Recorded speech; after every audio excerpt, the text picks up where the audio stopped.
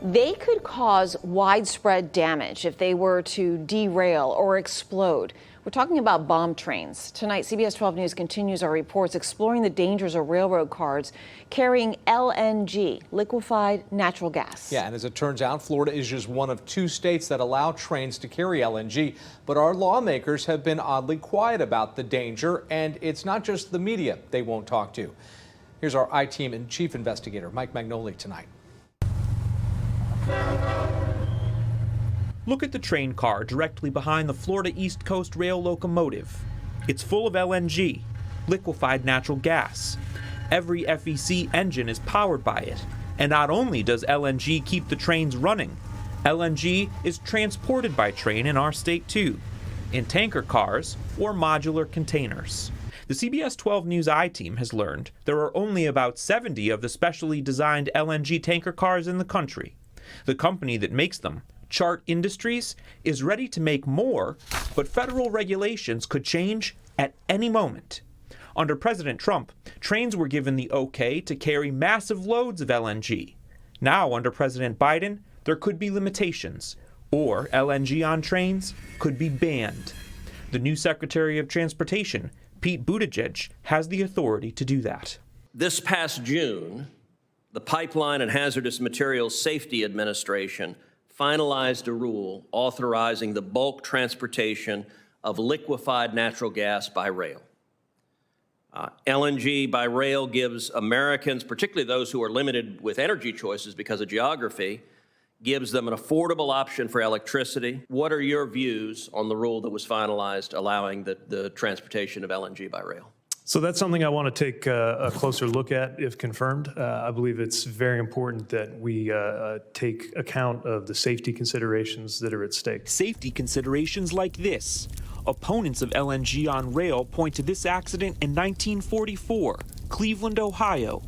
Vapors from an LNG tank escaped, got into the sewer lines, and then ignited. Nearly 200 people were killed, and this caused $15 million of damage, which is about $286 million in today's dollars. And this happened at an LNG plant.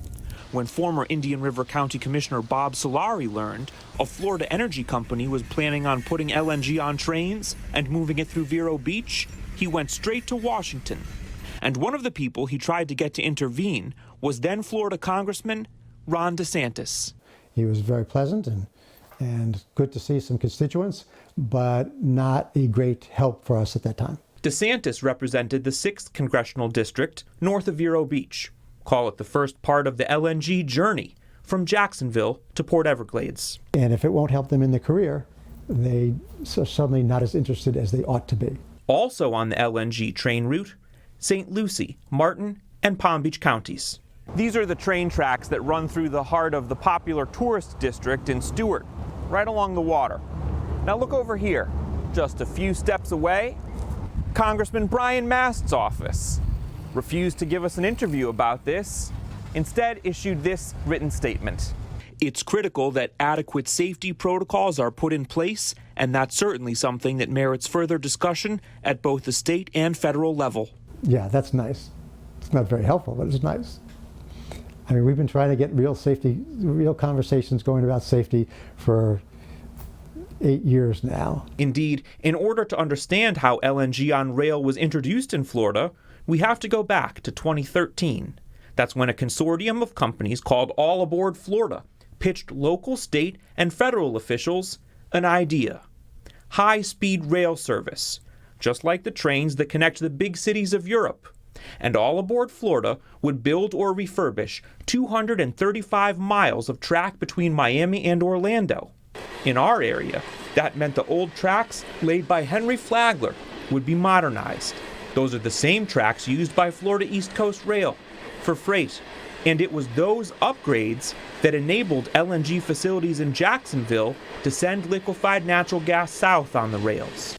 Solari believes that All Aboard Florida, which we now know as Brightline, knew all along that passengers alone wouldn't make them profitable. But he believes that the project kept on advancing and that every step of the way, FEC knew it was giving them new and improved options for moving valuable cargo, like LNG. high-speed rail cannot possibly succeed financially in the state of Florida. It will fail. It will need huge subsidies. The federal government will give billions for the projects and won't ask too many questions. What happened when you went to Washington? And it turned out that we were too little, too small to be the concern of the bigwigs at USDOT. And Congressman Mast wasn't the only one who did not want to appear on camera for our story. That's what we heard from Rick Scott's office and Marco Rubio and Congressman Bill Posey and Ted Deutsch, whose districts are affected by this. We did get a written statement from Congresswoman Lois Frankel. She says she's confident that the Biden administration will make decisions with public safety top of mind.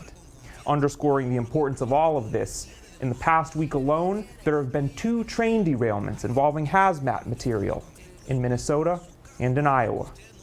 For the I-Team, I'm Mike Magnoli, CBS 12 News.